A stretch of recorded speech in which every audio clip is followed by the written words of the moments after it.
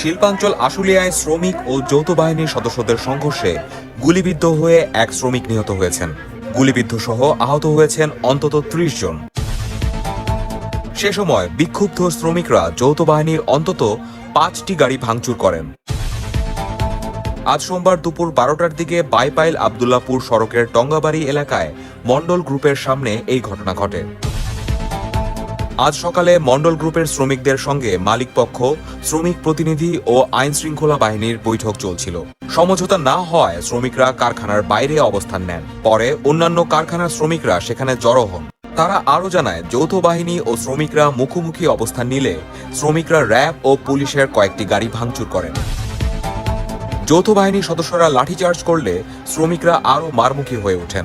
Police পরিস্থিতি নিয়ন্ত্রণে আনতে গুলি চালায়।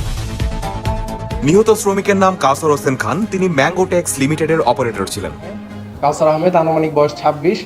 ওনার তলপেটের বাম সাইডে গুলি লেগেছে। ওনার আমরা মৃত অবস্থায় পেয়েছি। আর বাকি দুটো যে পেশেন্ট, নয়ন এবং রাসেল।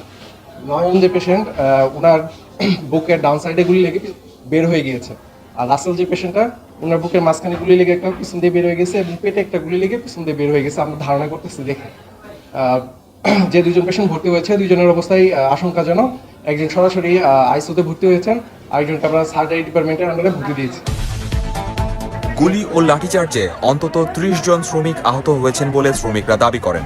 শিল্প পুলিশ ১-এর পুলিশ সুপার সারোয়ার আলমকে একাধিকবার ফোন দেওয়া হলেও তিনি ফোন ধরেননি।